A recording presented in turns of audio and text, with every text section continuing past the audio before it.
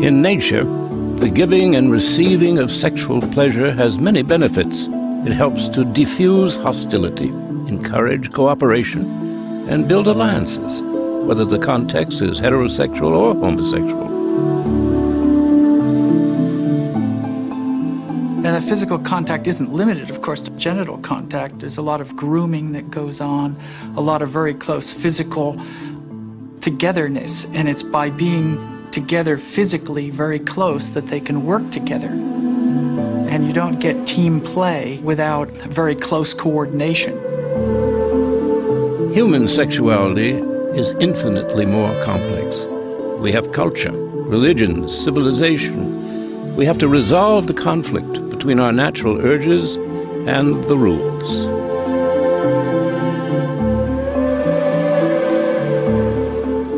Fascinating, though, is how much the rules and the ways we deal with them vary across time and place.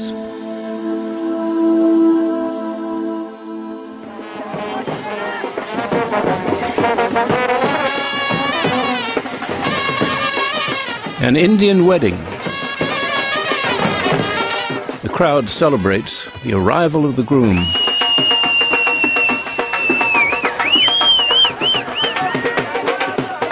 I think in most traditional cultures, weddings are a physical release of all the social pressures that you live under in day-to-day life.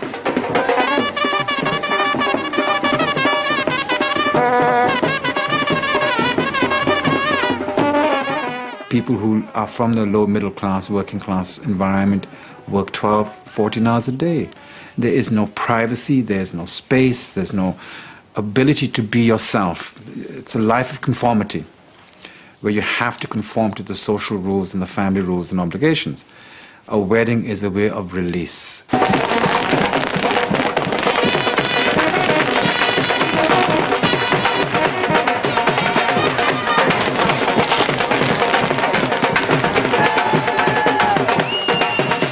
Marriage is central to the society and to the social rules.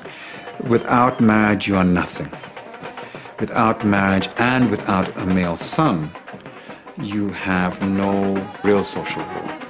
To become an adult, you become married and you produce children. Marriages tend to be family marriages. These are not two independent people seeking love and desire and affection between each other. These are two families who negotiate a contract.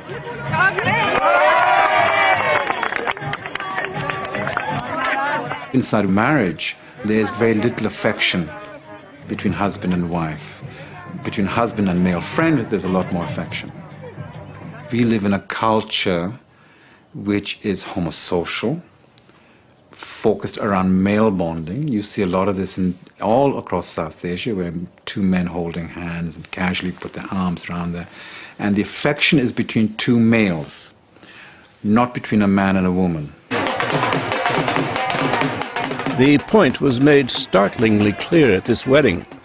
While the bride and groom sat shyly center stage, there was dancing off to the left. But only boys with boys, not a girl in sight.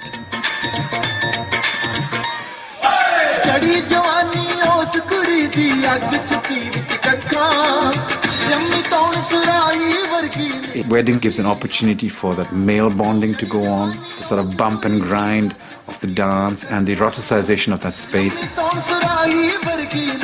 Behavior, we soon discovered, that is culturally acceptable, though seldom talked about. The weddings are some of the best places to cruise for other men, to cruise for sex with other men. According to them, it's not sex, it's play, it's not real, it's a sort of fantasy. And the discharge is just that tension release.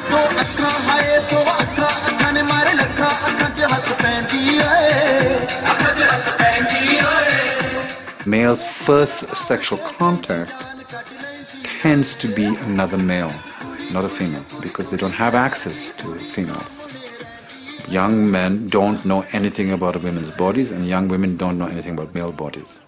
And if you don't know anything about each other, how the blazes are you going to have a fulfilling sexual relationship or love affair? The arranged marriage can have painful outcomes. It has for Asha, a very traditional Hindu wife who, like millions of women all over the world, was married to a man she didn't know. Her husband, Vijay. The couple share this home with Vijay's mother, sister, and brother-in-law. There's no privacy here, and Asha performs the role that society expects of her in full view of the neighbors. But her husband, Vijay, lives a double life. In the evening, he sets off for his second home, where Nasim, another married man, is waiting for him. There are plenty of people who live double lives and cannot tell anyone. My wife doesn't know.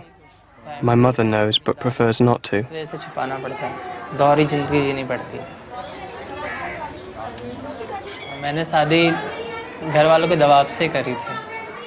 I only got married because of the pressure from the family. I didn't want to. I was already in a relationship with Nasim. We've been together for 11 years now, and we married each other in a Muslim ceremony and a Hindu ceremony. Because he is Muslim, I am Hindu.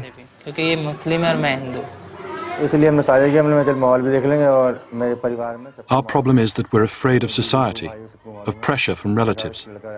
I'm torn. I want to spend time with my children, and I want to be with Vijay as well. But your wives, this isn't fair to them. No, it's not fair to my wife.